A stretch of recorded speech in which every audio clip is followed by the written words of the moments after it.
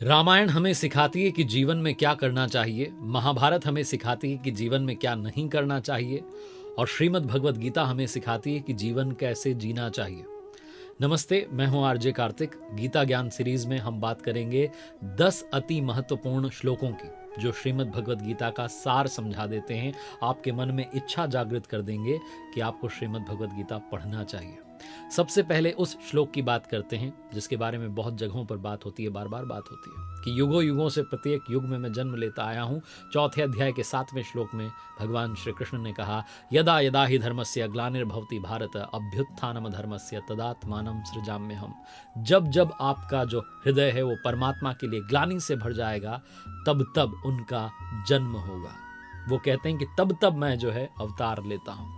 लोगों को लगता है कि जब कलयुग अपने चरम पर होगा तो प्रभु आएंगे, जबकि प्रभु समझाना चाहते हैं कि जब जब हृदय में ग्लानि भर जाएगी, जब जब हृदय में अनुराग आ जाएगा, प्रेम उमड़ आएगा, तब तब उनका जन्म होगा।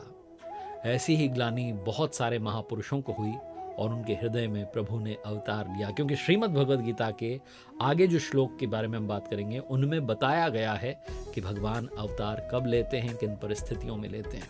अगला श्लोक भी इसी बारे में। भगवान कहते हैं, परित्राणाय साधूनाम विनाशाय च दुष्कृताम धर्म संस्थापनार्थाय संभवामि युगे युगे। परमहंस स्वामी श्री अड़गड़ानंद जी महाराज जी, जो कि मेरे गुरुदेव हैं, उन्होंने यथार्थ गीता लिखी है, श्रीमद् भगवद गीता की यथार्थ व्याख्या। और उसमें जब चौथे अध्याय के 8वें श्लोक की बात आती है तो गुरुदेव लिखते हैं कि जो समझाया गया है यहाँ पर, अर्जुन को भगवान श्री कृष्ण कह रहे हैं कि परित्राणाय परम साध्य एकमात्र परमात्मा है, जिन्हें साध लेने पर कुछ भी साधना शेष नहीं रहता। तो जब उन्हें साधने की बात आती है तो आपको देवी संपत्ति की जरूरत होती है, विवेक की, वैराग्य की। और जो ये आसुरी संपद है जिसमें काम, क्रोध, मद, लोभ, मोह, विकार हैं, उनका नाश करने के लिए वो कहते हैं कि मेरा जन्म होगा। युग का मतलब यहाँ सतयुग, त्रेता, द्वापर से नहीं है। स्वामी जी ने यथार्थ गीता में बताया कि युग धर्म जो है सभी के हृदय में नित्य होते रहते हैं। और अगर आप रामचरितमानस पढ़ेंगे तो वहां पर भी युगों के बारे में बताया गया है कि कैसे जो है आप समझें कि आपके हृदय में, आपके मन में, आपके मस्तिष्क में कौन सा युग कार्य कर रहा है। तो रामचरितमानस में जो है, श्री रामचरितमानस में लिखा है, शुद्ध सत्व समता विज्ञाना कृत प्रभाव प्रसन्न मन जाना। जब हृदय में शुद्ध सत्व गुण हो, राजस और तामस शांत हो जाए, तो समझिए कि सतयुग चल रहा है। यानी किसी द्वेष ना हो, किसी चीज का जो है राग ना हो, मन में प्रसन्नता हो। और ठीक इसी तरीके से बाकी 2 युगों के बारे में बताया गया। और फिर तामस के बारे में बताया गया है कि जो तामसी गुण हैं वो भरपूर आ जाएं, राजसी गुण भी जो है ना हो, चारों ओर जो है वैर विरोध हो, वो व्यक्ति जो है कलियुगीन होता है। तब कहते हैं कि कलियुग चल रहा है। तो ये जो युगों का उतार चढ़ाव है, इसी के बारे में जो है भगवान श्री कृष्ण ने यहाँ पर बात की है। और ये हमारी जो आंतरिक जो दुनिया है उसमें चल रहा होता है। इन्हीं को कोई 4 युग कहता है, कोई 4 वर्ण कहता है, कोई इन्हें अति उत्तम, उत्तम, मध्यम और निकृष्ट, ये जो 4 श्रेणी के साधक होते हैं जो मेडिटेशन करते हैं, वो कहता है। तो हर युग में इष्ट जो है भगवान जो है वो साथ देते हैं। जो सबसे उच्च की श्रेणी है उसमें जो है उनकी कृपा, उनका आशीर्वाद जो है लगातार बना रहता है। तो इस युग की बात की गई है जो कि परित्राणाय साधूनाम वाले श्लोक में की गई है। अब जब बात आती है अति महत्वपूर्ण श्लोकों की, तो तीसरे श्लोक के बारे में बात करने जा रहा हूं मैं, और ये चौथे अध्याय का ही श्लोक है। बहुत सारे लोगों को लगता है कि प्रभु तो अवतार लेंगे, जैसा कि उन्होंने गीता में श्लोक में पढ़ लिया तो वो उतना ही समझ पाए जितना उसका अर्थ निकाला, लेकिन यथार्थ नहीं निकाल पाए, समझ नहीं पाए कि किस बारे में बात हो रही है। क्योंकि हमें वो समझने के लिए धनुर्धर अर्जुन जिस श्रेणी के साधक थे वो बनना होगा, वो अनुराग अपने अंदर लेकर के आना होगा। गुरुदेव भगवान ने यही लिखा है कि वो अनुराग जब आ गया तब आप अर्जुन की श्रेणी के साधक हो जाएंगे।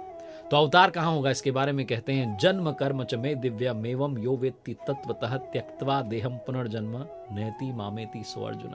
मेरा वो जो जन्म होगा अर्जुन, वो ग्लानि के साथ जो स्वरूप की रचना होगी, वो जब होगी तो वो दुष्कृतियों के विनाश का कारण बनेगी और धर्म की स्थिरता लाएगी।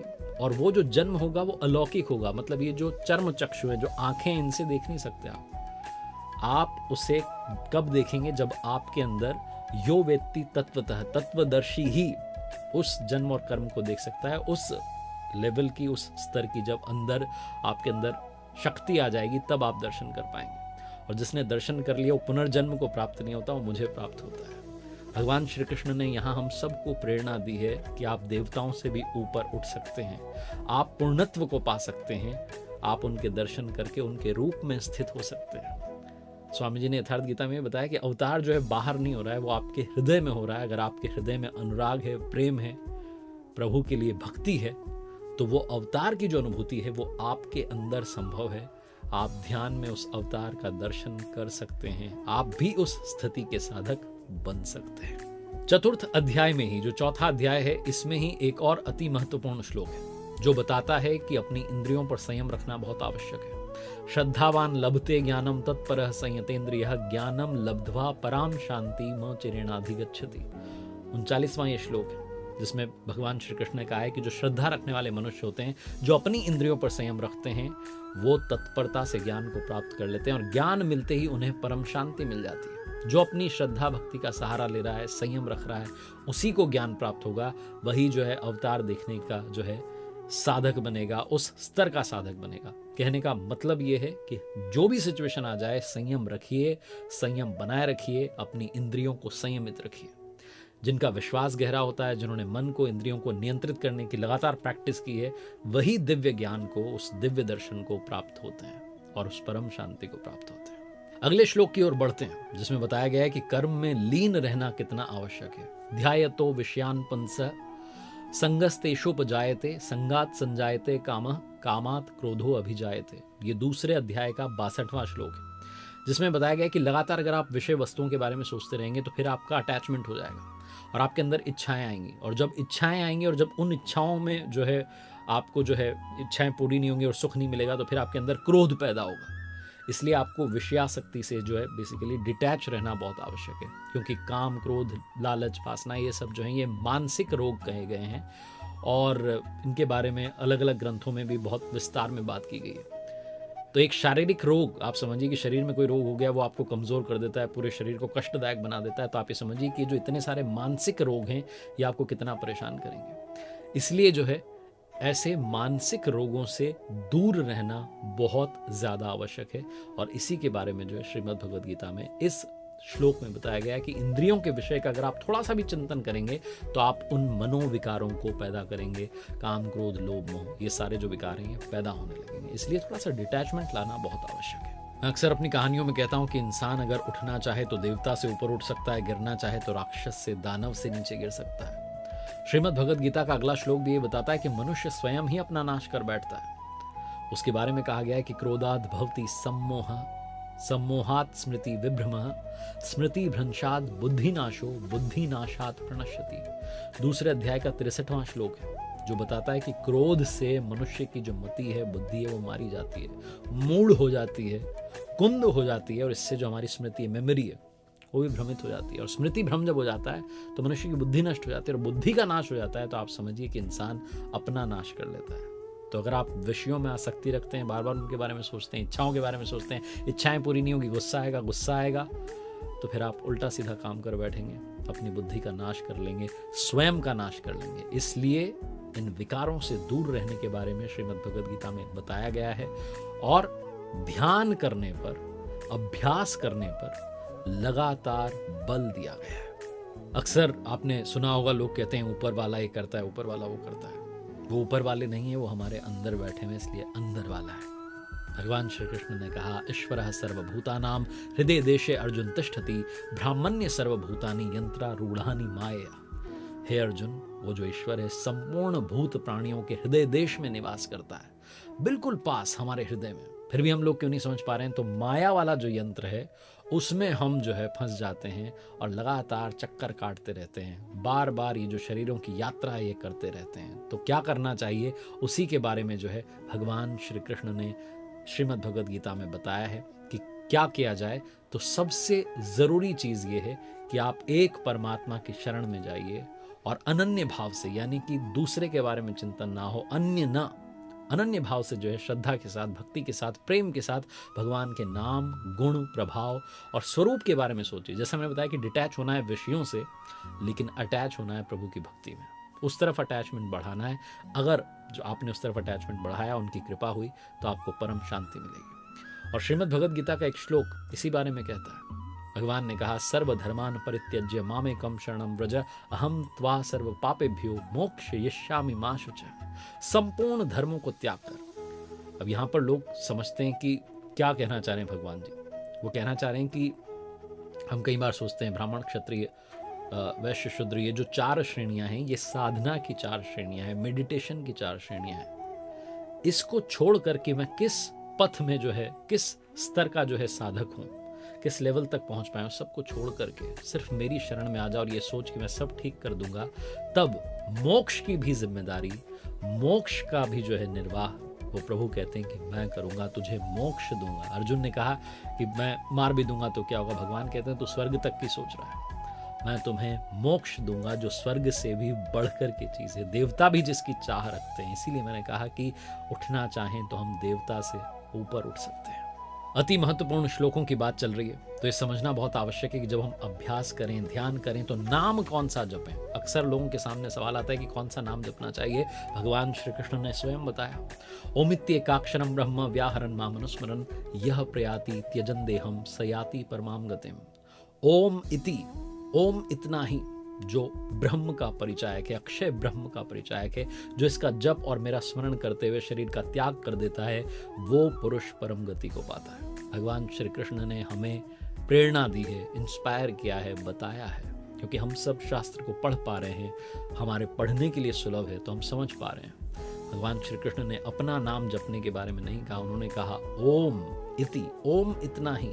जिसने ओम जपना शुरू कर दिया और जब देह का त्याग किया और इसी नाम को जपा, इसी का सुमिरन किया, वो मुझे प्राप्त करता है। छोटा नाम जो होता है, जो मेडिटेशन करते हैं, साधना करते हैं, बताते हैं कि जो छोटा नाम होता है, 2-2.5 अक्षर का नाम होता है, राम, शिव, ओम, ये जो नाम है, अगर आप इन्हें जपेंगे तो ये श्वास में बहुत आसानी से ढल जाएंगे। कृष्ण नाम भी 2-2.5 अक्षर का है, लेकिन भगवान श्री कृष्ण ने स्वयं कहा कि ओम का जाप करना आवश्यक है। ओम इति, वही जो है मेरा परिचायक है, मेरा सिंबल है। अब आखिरी में बात करते हैं 8वें अध्याय के 5वें श्लोक की, जिसमें कहा कि अंत काले च मामेव स्मरन मुक्त्वा कलेवरम यह प्रयाति समद्भावम याति नास्त्यत्र संशय। जो पुरुष अंत काल में मेरा स्मरण करते हुए शरीर के संबंध को छोड़ देता है, वो मद भावम, मेरे भाव को, मेरे स्वरूप को पाता है। इसमें कोई डाउट नहीं, कोई संशय नहीं है। और लोग मानते हैं कि शरीर का जो निधन हो गया वो अंतकाल है, लेकिन आप ये मानिए कि मरने के बाद भी शरीरों का आना जाना चलता रहता है। अंतकाल तो वो है जब आपको मोक्ष मिल जाए, और मोक्ष जीते जी मिलती है। जो लगातार साधना करता रहता है उस श्रेणी का साधक बन जाता है जहां मोक्ष मिलती है, तो फिर उसका आने जाने का ये जो चक्र है ये टूट जाता है। इसीलिए भगवान श्री कृष्ण ने अभ्यास करने पर, ओम के जप करने पर, ओम का नाम लेने पर लगातार जो है बल दिया है, और उन्होंने कहा है कि आप ओम ओम ओम जो है इसका स्मरण करते रहिए, ध्यान करते रहिए।